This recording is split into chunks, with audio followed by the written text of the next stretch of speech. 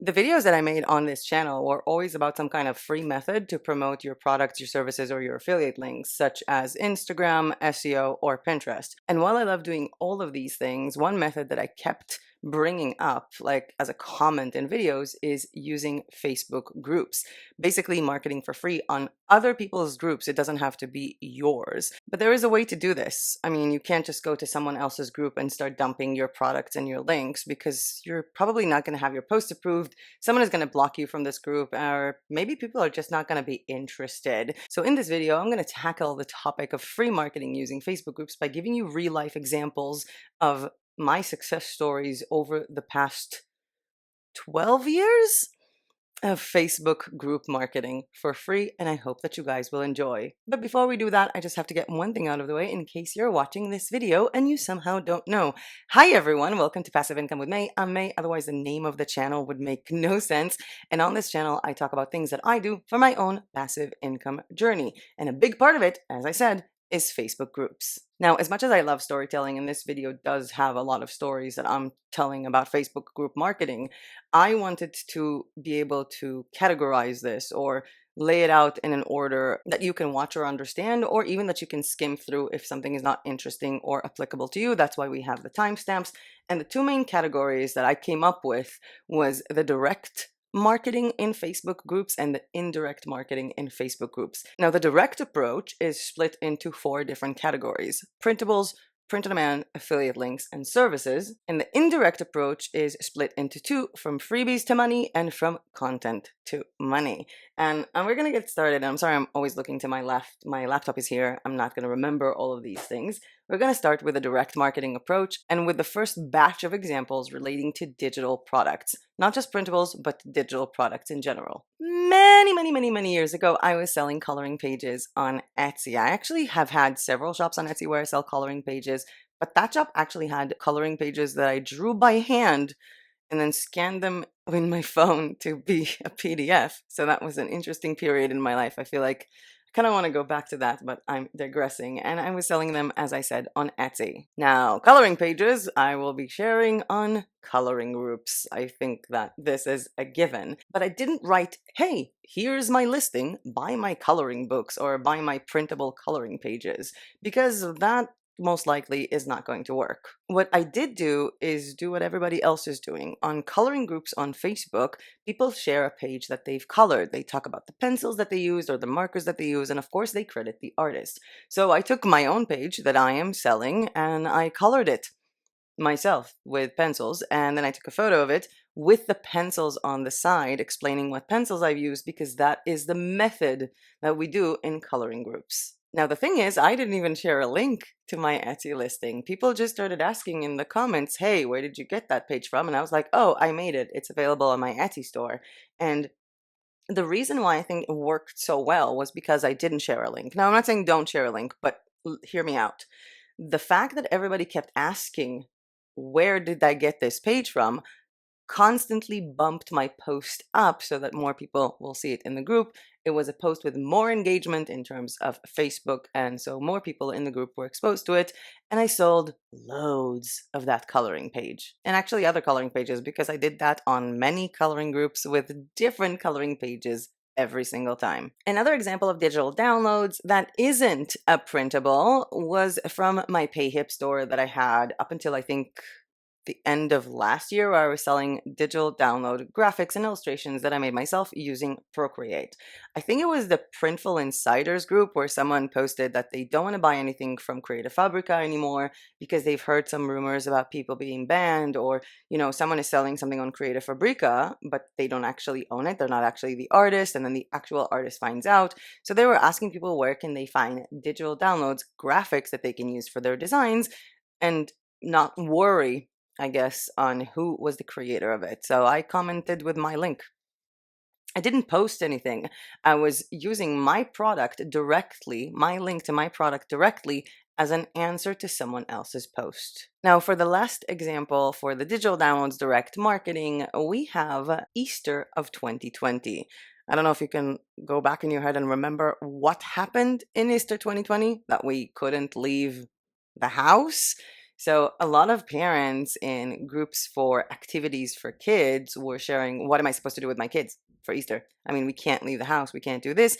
And I had on Etsy, on a separate coloring page store, Easter Mandela Egg printable coloring book. Easter Mandela Egg printable coloring book, or is it egg?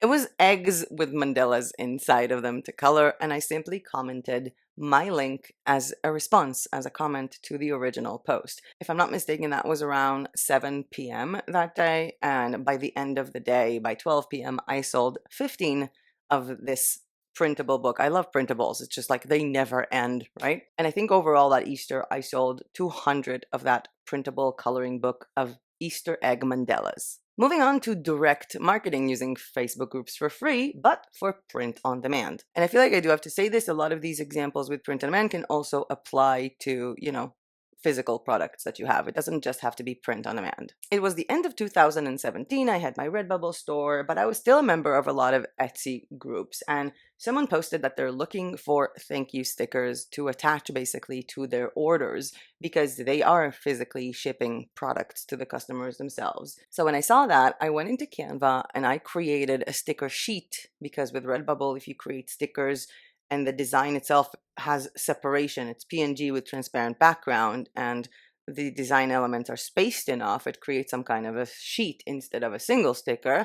And I wrote 4 times thank you in the same font, in the same style, but with slightly different colors. And I uploaded it to Redbubble and then shared that link in that group as a comment back to the post asking, hey, who has thank you stickers? In the following few days, I sold that listing or that design on Redbubble at least 30 times, and not a single person bought only 1 sticker. Everybody bought multiple stickers because, again, these were people who were looking for stickers for their business. So 4 stickers is not enough. And that sticker sheet sold consistently until I closed that Redbubble store. Moving on to Society 6. Oh, I hate what they've done with their platform. They suck now, I know, but Society 6 used to be pretty awesome, especially when you can sell home decor items, which were pretty big. And I was a member of a lot of home decor groups. And in these home decor groups, you'd have pretty much 3 types of posts or 3 types of posters. The first one would be people who write, look what I did with my apartment, with my room, with my garage, showing a before and after photo. The second type of people posting in that group would be people posting some kind of space or surface or room and asking, hey, how do you think I can make it better? And the third type was people posting their products and getting immediately banned from that group. And one of these days, I remember this, someone uploaded a photo of their bathroom asking what curtain would fit. The bathroom didn't have really a consistent design. It's not like it was all white and everything can fit. It had a clash of different colors. So the question was in fact valid. So I saw that, went into my Society 6 store and checked out all the shower curtains that I have, trying to find the one that fits best to that person's bathroom. I found that one, commented a link to it, and made 3 sales that day for 3 shower curtains. None of them was the one that I linked in the comment, but still, that was pretty painless, pretty easy. And I feel like when you were talking about marketplaces as well, when you bring in your own traffic slightly, the marketplace will start promoting you beyond what you bring. And now the story of the Redbubble dress, or the mahjong dress on Redbubble. I think I've shared that story in several videos as a side note for Facebook marketing, but I do believe that this is the video to share that in. So many years ago, when I was on Redbubble, I was very much deep into mahjong. I think at some point I had like a blog about loving mahjong, or like mahjong app recommendations and stuff like that. And I went into this Etsy group and there was someone that had a boutique. I think it was Boston and Vegas. They had like boutique stores and they were looking for unique dresses to buy from people and then sell them on the stores. So I commented with a link to my mahjong dress. A few hours after, I saw that I sold that mahjong dress 6 times. And I don't mean 6 different people. I mean one person bought it in 4 sizes, 6 items overall. It was about 2-3 weeks after, I believe, when that person has received those dresses, this was the Aline Dress from Redbubble, that person contacted me on Facebook because they already had my Facebook profile, because this was in a Facebook group, asking if I could make this design with more colors, because the original design was only with a white color background. I uploaded it to Redbubble with a red background, with a green background, with a blue background, with a purple background, and with a black background, and sent all these listings to that person. For the next several years, I had consistent sales from that person, probably once a month, getting more and more of this dress. And honestly, it's kind of cool trying to think about like women buying my dress in like Vegas or something.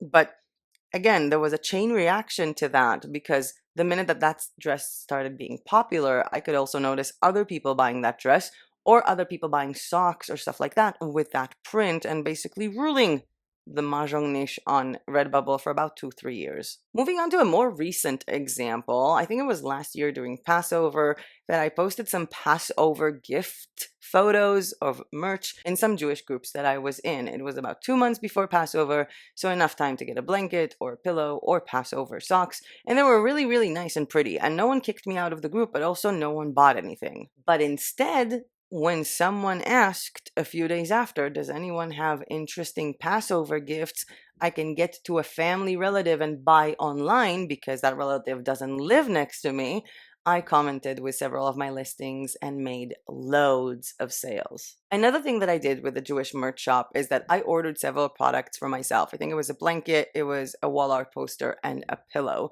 And then I took a photo of all three of them together and posted it in Jewish groups, whether it's for Jewish artists or just talking about like holiday stuff and tradition. I just posted the photo of all of these three items saying, oh my God, I'm super happy. I started this shop for Jewish merch and I just got these products and they're so beautiful, and made sales like that. And in that post, I didn't put a link to my shop. Instead, people were asking, hey, can I have a link to the pillow? Hey, can I have a link to the poster? Hey, can I have a link to the blanket? And that's what I gave them. And I feel like we're already leading up to some lessons here. I hope that you guys can understand some of the lessons that are popping up. But yeah, this was a big thing for me. I feel like it was kind of like the more you push, the less you get. And the more passive you are, the more you get. Last but not least, for the print on demand direct marketing on Facebook groups example, is actually coming from a printables group. So there was a printable planner group that I was in, mostly for inspiration for my own planners.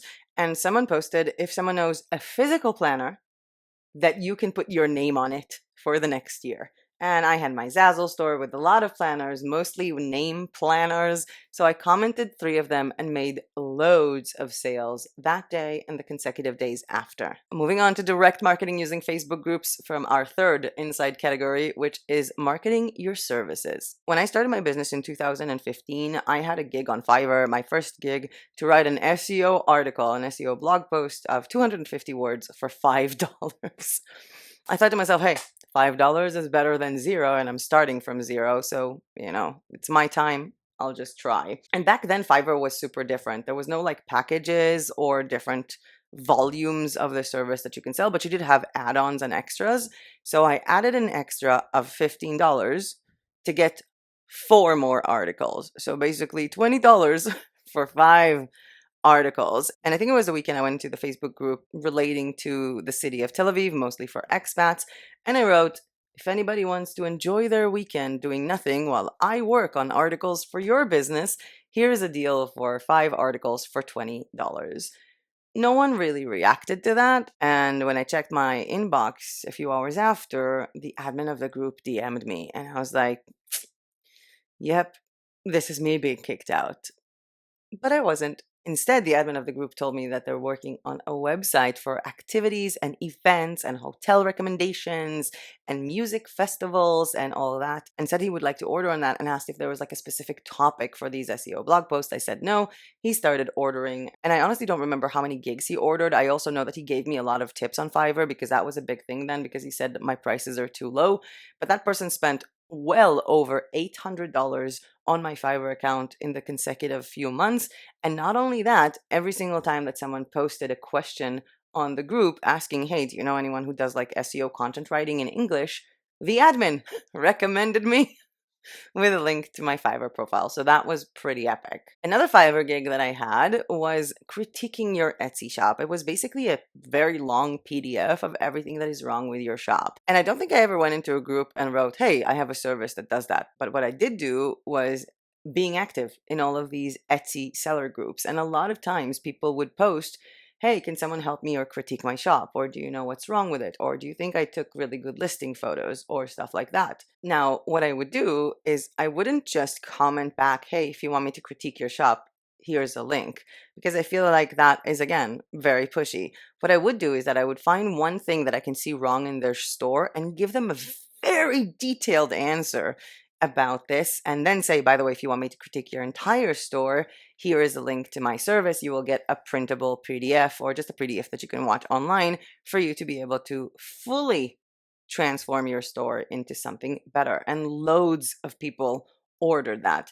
And to me, it was actually kind of nice. It was the first time ever that I was selling a printable service. That's how I would like to call it, because it's basically a service of me providing a PDF to someone else. And if you want me to make a video on the whole topic of printable services, do let me know in the comments. Another example for marketing my services was in an Israeli entrepreneur group. Someone posted, hey, do you know someone who can translate a few documents from Hebrew to English? I went into Fiverr, created a gig that I will translate a document for you. Actually, made it look as if that gig was like meant for this person based on the length and everything, and commented my link to that. I had loads of sales for that gig from that group, from other entrepreneurs, and every single person that was my client also recommended me later on when other people asked. Last example for direct marketing in Facebook groups for services was a service created by mistake that I had no page for, or no, like, it wasn't like a Fiverr account or something, and was actually from a fashion bloggers group, or fashion and makeup, like beauty bloggers and lifestyle bloggers. So I had my own blog where I was promoting affiliate links, mostly to Etsy, and I was a member of these groups, and sometimes we would collab together or share, like, each other's links. And someone wrote that they really want to start their own blog. The problem is that they found this guy online, and he said like he's going to charge like $3,000 to build a blog, but they don't think it's going to work because they're going to have to update the blog after. And she was looking at doing some WordPress classes, but it looks like she's going to study a bunch of things that are not relevant. And she was asking us like, how did you start your blog? How did you learn WordPress? So I commented back with my blog saying, hey, I learned WordPress myself, and a little bit like my ex helped me out because he was a developer, and I've been doing this for a while. If you want, we can hop on a call and do some kind of like, you know, a paid consultation when we basically create your blog together. And then I teach you step by step, like, we create something, then I give you homework. Then we have another call, like to work on how to do the posts, how to upload photos, talk about SEO and stuff like that. She did not like that. Actually, I think she kind of commented something sarcastic, but 3 other women DM'd me that day and they became my clients. And I've had that service of let's open your blog together, or let's open your Etsy shop together, or your Shopify shop together for many years after that. And all of my clients came from that group, from that one post, from word to mouth after. Moving on to direct marketing with Facebook groups, but for affiliate links. And I think that the first one that is really memorable for me is that I was buying a lot of things from iHerb. I don't know if anybody here, I don't know if they're still a thing. And I was an iHerb affiliate, and they had this like really nice anti-freeze, like not freeze, anti-frizz serum, which I really loved because my hair is horrible. I think it's better now in Bulgaria from the weather, but if I'm like anywhere close to the Mediterranean Ocean, my hair is just frizzy AF. So I posted a photo of me before, and I posted a photo of me with the serum, holding the serum, and my hair looks fantastic, on a group for hair care, and had my affiliate link to iHerb.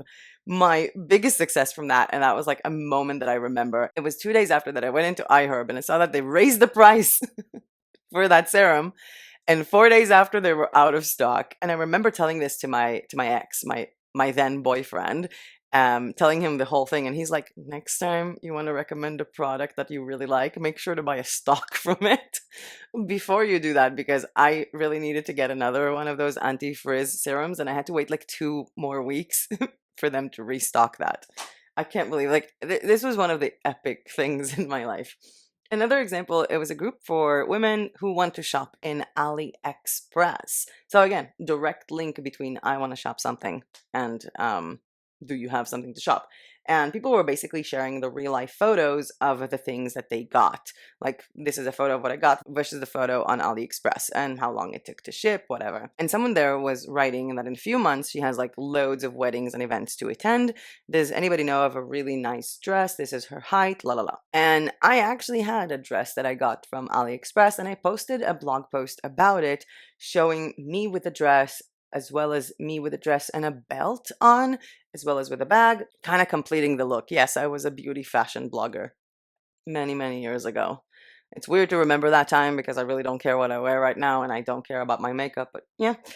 And I posted a link of that post in the group saying, like, look, this is a dress that I got. They have other colors. This is my height. This is my weight. This is how it looks on me, yada, yada, yada. And in that post, there were affiliate links to get that dress. If I'm not mistaken, people have bought using that link around 250 times in the following month. And that was a lot of commission, especially granted the fact that people were not just buying the dress, they were also buying other products from AliExpress. I could see that based on the commission size that I got, as well as I do believe people bought like the same dress in like 2-3 colors because I calculated that based on the commission, and that was pretty epic.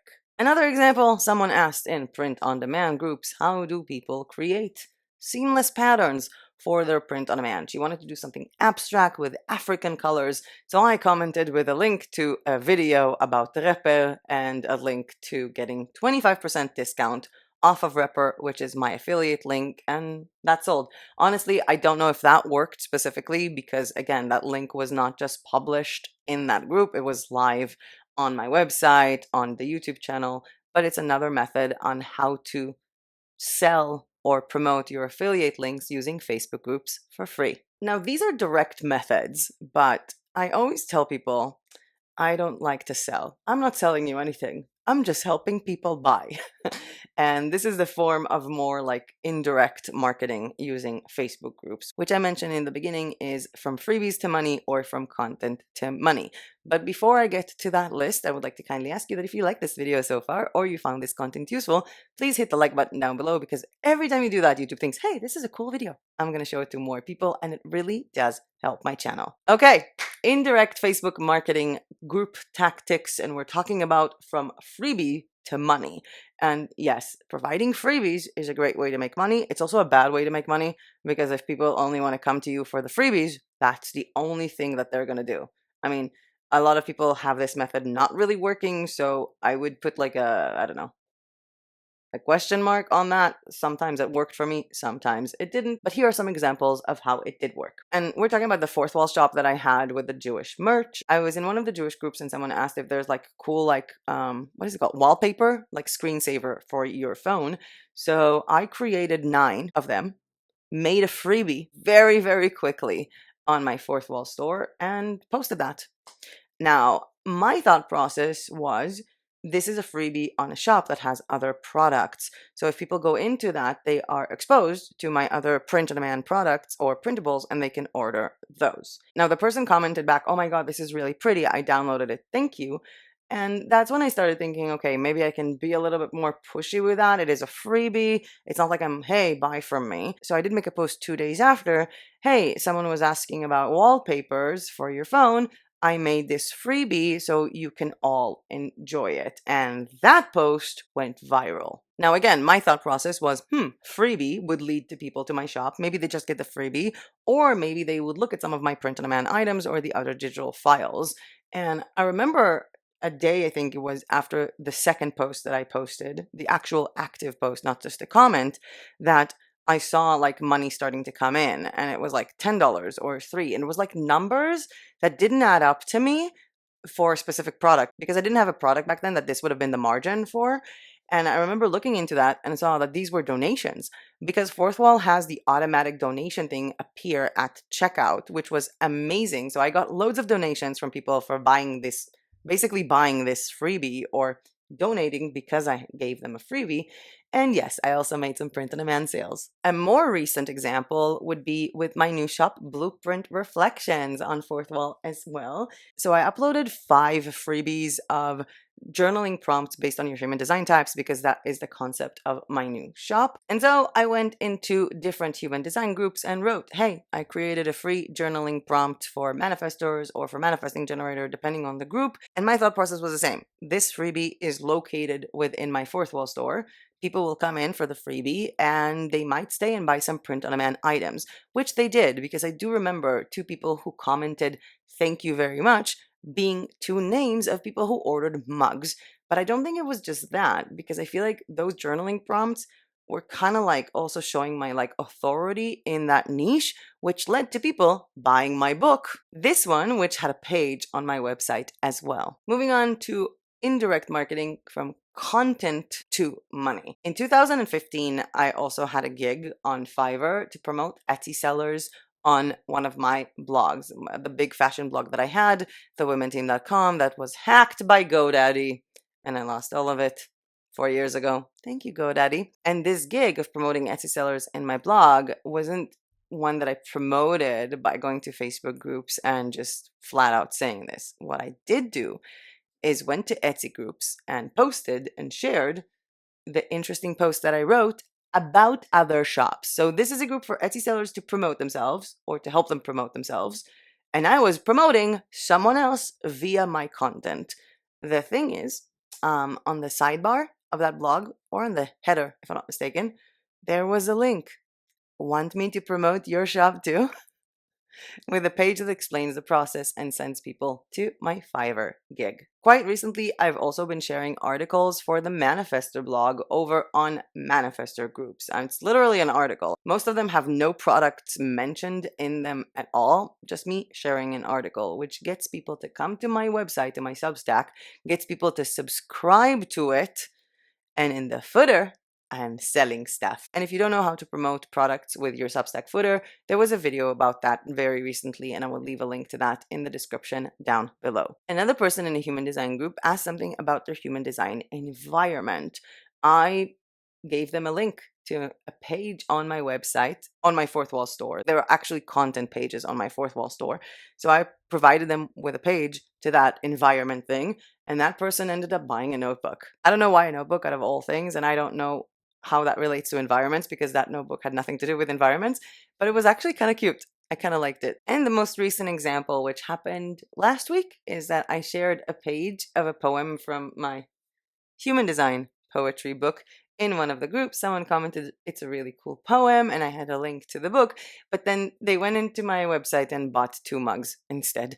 And I feel like all of these different examples really need to come together in the form of tips, which I will be giving you in a minute. But before that, I would like to say that I really do love the concept of providing actual content when it comes to blog posts and kind of on the way selling products. And I am working on a video to share that with you guys, so feel free to subscribe if that is interesting to you to see it in the future. Last but not least, we have some tips on how to behave in Facebook group marketing. So the first one is don't be pushy. No one likes that. Unless this group is meant to share things that people would buy, don't be pushy. If you are, your posts might not be approved and you might get kicked out or no one's gonna buy. I know it's free, but why waste your time? Second tip is provide an actual answer. I saw this in so many Etsy groups where someone writes, hey, I want to get a gift for my granddaughter. She's 12 and she likes horses. And people just comment a link to their Etsy store, despite the fact that their Etsy store has nothing to do with that age group or horses.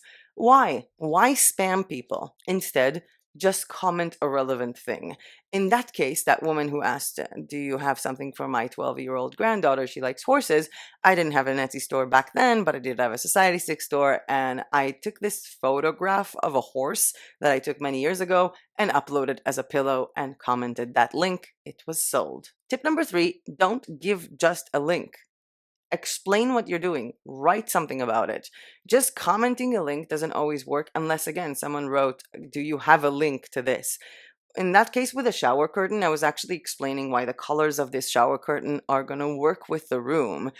And even when I was talking about the services that I was providing for Etsy sellers, I was actually giving information, whether that information was answering the question or something informative about my own link. So just posting a link without any information doesn't work. It makes you look technical. It makes you look like you just came into this group to put your link in, and no one likes that. Tip number 4, make sure that all of your links or platforms are connected. For example, I'm sending people to a page about environments with human design, but that page is on my shop. Or I'm sending people a link to a freebie, and that freebie is on the same website as my shop. Or if I'm selling people to my Substack publication to a post, and there is a link there to find the book, make sure that there is a place where all your links are connected. Because if you're going to send someone to a freebie that is on a different website than what you do, and there is no links between them, no one is going to make the connection by themselves, and your free Facebook group marketing is not going to lead to anything. Tip number 5 is actually engage in those groups. If all you do is come to the group to provide the answer that relates to a service or a product you sell or affiliate,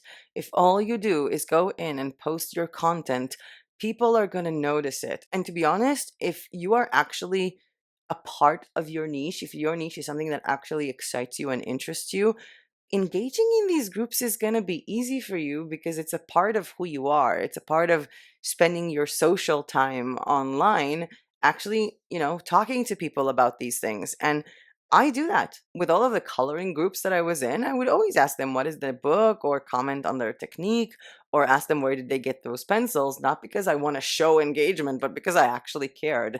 And in the human design groups, I often comment helping people, just trying to help people around with questions that they have, or if someone is sharing something funny.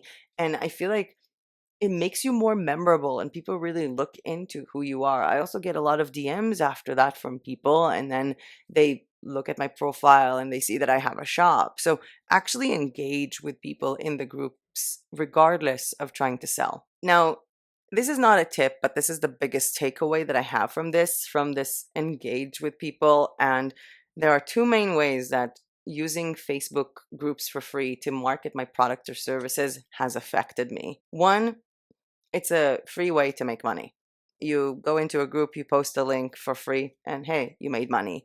But the second one, and the most important one, you get to see what your audience likes. It's that case with the thank you stickers. It's the case with the wallpapers for your phone. And even now with my human design blogging, if I see people on groups frequently ask the same question, in my head, this is going to be a blog topic. So if you're actually in your niche and you actually love your niche, the best thing that Facebook free group marketing can give you is actually a look inside of what your audience might want from you, whether it's content or products. I would love to hear your thoughts about what I shared today regarding Facebook free group marketing in the comments down below. I'm working on other videos relating to free advertising for your products, and I would love if you could comment what it is that you're doing or what kind of marketing advice you're looking for to help orient me in what videos to make next. I'm going to leave you with 2 links on the screen right now. The first one is to a video about Fourthwall, which is the shop builder. The free shop builder that I am using to sell print-on-demand merch and printables. That was the one with the freebies where people can put in their donations, as well as a link to a video about what is Substack, which is the free email marketing publication that I'm using for my blog posts. But with that being said, that was it for me for today. Thank you so much for watching. I hope you learned something new or were at least entertained. And as usual, I'll see you guys in my next video. Bye!